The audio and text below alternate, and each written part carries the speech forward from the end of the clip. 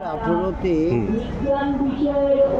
জি বাংলার দাদাগিরি যেখানে সৌরভ গাঙ্গুলি থাকেন, উনি পরিচালনা করেন কুইজটা।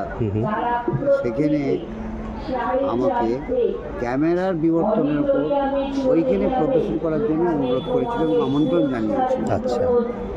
এবং সাথে সাথে খেলায় অংশ নেওয়ার কথা অনুরোধ করেছিল। আমি ওখানে ক্যামেরার বিবর্তন, মনে হয় টেকনোলজিক্যাল ইভলিউশন অফ ক্যামেরা বিবর্তন দেখিয়েছি।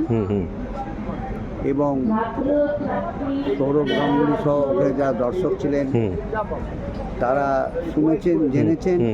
এবং সেটা যখন নেটে বিভিন্ন জায়গায় ছড়িয়ে দেওয়া হয়েছে, তখন আমাদের বাংলার বাইরে ভারতবর্ষের বিভিন্ন রাজ্যে এবং ভারতবর্ষের বাইরে পৃথিবীর বিভিন্ন দেশে যত প্রবাসী বাঙালি আছে তারা ওই দেখার সুযোগ পেয়েছেন।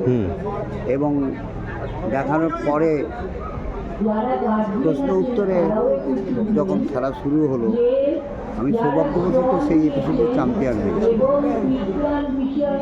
তা প্রায় 22টা জেলার মধ্যে 6টা জেলা গ্র্যান্ড ফিনালে সুযোগ পেয়েছিল, তাদের নাম্বার বেশি, ফার্স্ট নাম্বার বেশি।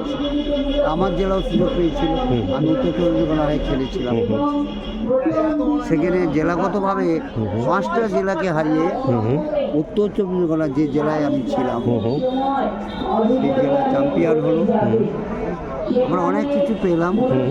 তার সঙ্গে ওই খেলা শেষ হওয়ার পরে যারা আমরা চ্যাম্পিয়ন হলাম, যে দলগতভাবে যারা আমরা চ্যাম্পিয়ন হলাম 6 জন, তাদের মধ্যে আবার খেলা হলো চ্যাম্পিয়নস অফ দ্য চ্যাম্পিয়ন হয়। ওকে, সেটাতেও আমি জয়লাভ করি, চ্যাম্পিয়ন হলাম।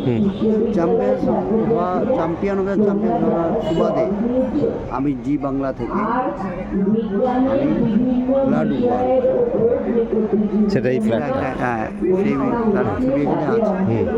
এবং দাদাগিরি ক্যামেরার এক্সিবিট করছি খেলা শিখছি।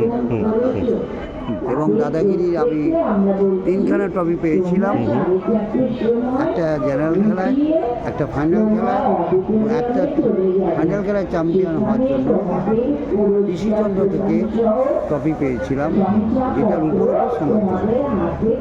আমি এখানে একটা ট্রফিই রেখেছি। সেই ট্রফিটা কোথায়? এখানে ওই ট্রফিটা দাদাগিরি আছে।